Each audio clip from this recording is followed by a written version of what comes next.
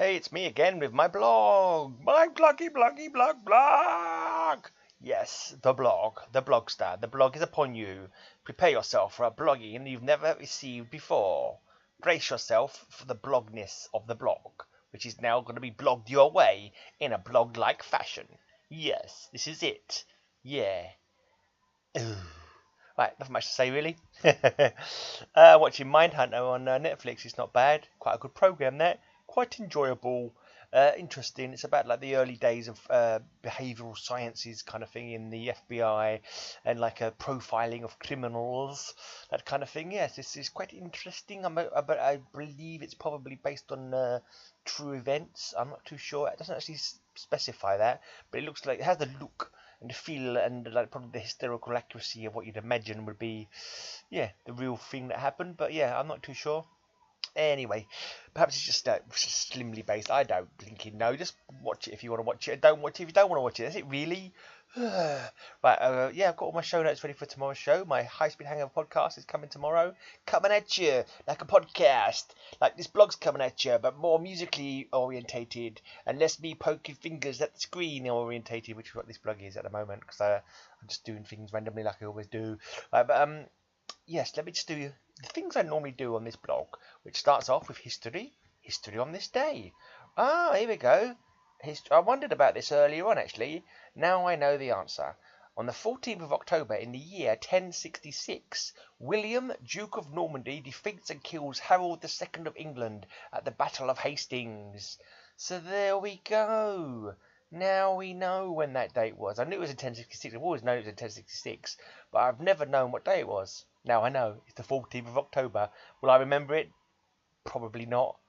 What can I use to make myself remember that? 1410, 1066, 1410, 1066. Yeah, the 10 bit might be easy to remember. October might be easy to remember because you've got 10, 10, 66. I don't know, whatever. Just go into the next historical fact. Right, on this day in 1947, US pilot Chuck Yeager becomes the first man to break the sound barrier in the aircraft Bell X-1. That's quite an interesting fact as well, isn't it? And on this day in 1962, US spy planes detect Soviet nuclear weapon sites on Cuba, sparking the Cuban Missile Crisis. Dun dun dun! That was a tense few days in history, I am sure. Yes, it was indeed. Anyway, I don't know too much about it. I think Kennedy was at the time, and I think he threatened the Soviets. And I think they might have had ships coming towards Cuba or something. I'm not too sure. And he was like, "Get your bloody stuff away from there, or we'll be raining nukes down on your candy asses," or something like that. I'm not too familiar with that particular moment in history, but I know it was tense. And yeah, everything settled down. They didn't throw any nukes at each other, fortunately, or we'd all be living in Fallout 4 world now, probably, or dead. Probably dead. Anyway, poetry. Like every day, I do a random poem.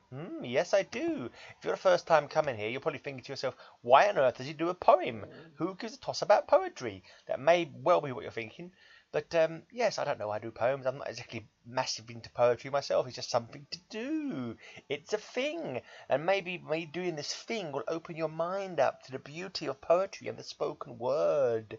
Maybe it won't. Maybe I'll read it really badly. And you'll just think what a complete prat that man is, which is more than likely. And I've got a poem by a bloke called Jamal May, who was born in 1982. A young poet. Yeah, younger than me anyway. It's called Respiration. I'm going to take a bit of a breath before I read this poem about respiration, so I don't get breathless when I'm reading about respiration.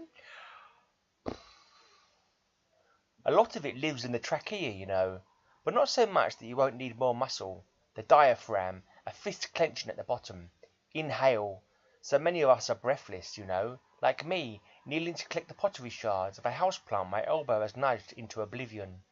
What if I sigh, and the black earth beneath me scatters like insects running from my breath?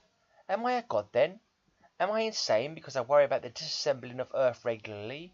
I walk more softly now, into gardens or up the steps of old houses, with impatiens stuffed in their window boxes. When it's you standing there with a letter, or voice, or face full of solemn news, will you hold your breath before you knock? I've done that poem before on a previous blog.